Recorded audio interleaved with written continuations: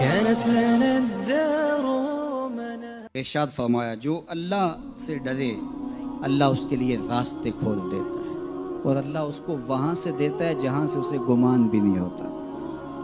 وَمَن يَتَوَكَّلْ عَلَى اللَّهِ فَهُوَ حَسْبُهُ، اور جو اللہ پر بھروسہ کرے اللہ اس کے لیے کافی ہو جاتا ہے. اس کی ضروریات کا وہ خود کفیل ہوتا ہے اور اس کے کام اس کے ذمہ کرم پہ ہوتے ہیں. وہ ہو کے دیکھے اس کا. تو جو اللہ سے ڈرے اللہ اس کے لیے راستے بناتا ہے.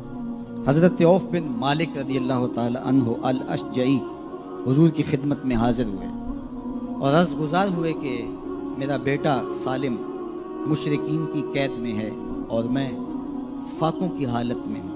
تو فرمایا آل محمد کے پاس ایک سیر جو ہیں بس، اس کے علاوہ ہمارے پاس بھی کھانے کے لیے دنیاوی اسباب نہیں ہیں.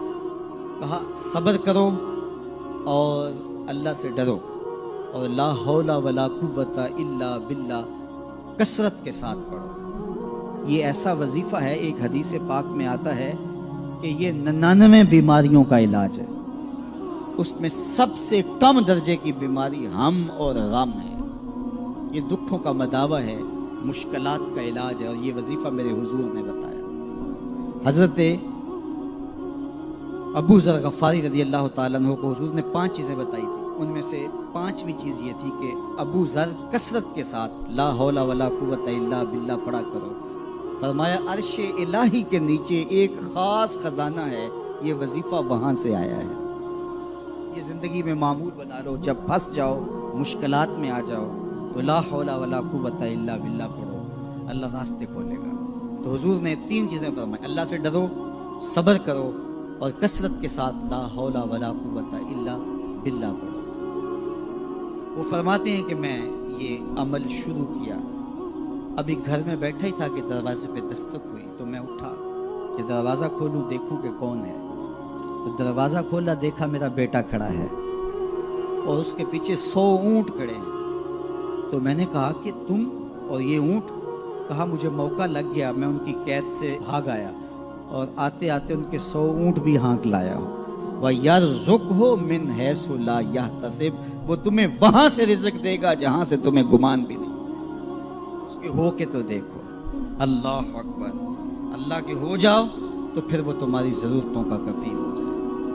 فرمایا حضرت عبداللہ ابن مسعود رضی اللہ تعالیٰ عنہ نے کہ کسی شخص کو فقر و فاقہ آ جائے تو وہ لوگوں کو بتائے کہ میں آج کل بڑے مشکل حالات میں ہوں، ہر وقت لوگوں کو بتاتا رہے تو اس کی مشکل بڑھے گی، اس کی مشکلیں آسان نہیں ہوں گی اس طرح. اور اگر وہ اپنی اس مشکل کو کسی سے شیئر نہ کرے بلکہ مصلی بچھا کے اپنے رب سے کہے کہ مالک فقر و فاقہ آ گیا ہے اور اس کا علاج تیرے پاس ہے، اس مرض کا مداوع تیرے پاس ہے.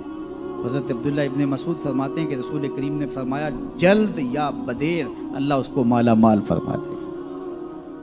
یہ بھی کبھی کر کے دیکھو.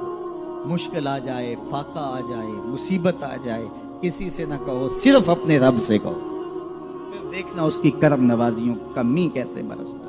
فرمایا اللہ پر بھروسہ کرنے کا جو حق ہے اگر وہ تم ادا کر دو وہ تمہیں ایسے رزق عطا کرے جیسے پرندوں کو عطا کرتے. ہم تو دکان پہ جانا ہوتا ہے، فیکٹری میں جانا ہوتا ہے، ہم اپنے کاروبار پہ جانا ہوتا ہے، نوکری پہ جانا ہوتا ہے، مزدوری پہ جانا ہوتا ہے، ہمیں پتہ ہے کہاں آج صبح جانا ہے. لیکن پرندوں کو کوئی پتہ نہیں ہوتا کہاں جانا ہے. راس المال بھی نہیں ہوتا لیکن صبح نکلتے ہیں، شام کو کبھی بھی خالی پیٹ نہیں آئے. بن توکل پنچھی اڑ دے، خرچ نہ پلے زیرا ہو.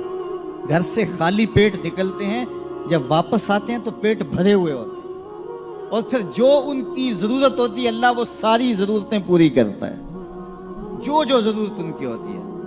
یہ شیر کتنا گوشت کھاتا ہے اللہ روز اسے دیتا ہے.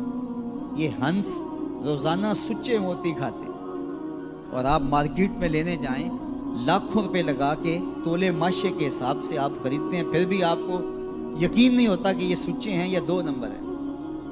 اور ہنس دنیا پہ کروڑوں جانور پائے جاتے ہیں، روز کھاتے ہیں، صبح بھی، شام بھی، دوپہر بھی، پیٹ بھر کے کھاتے ہیں، اللہ روز انہیں عطا کرے.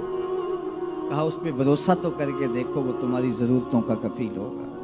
اس پہ بھروسہ کرو گے وہ تمہیں وہاں سے دے گا جہاں تجھے گمان بھی نہیں ہو.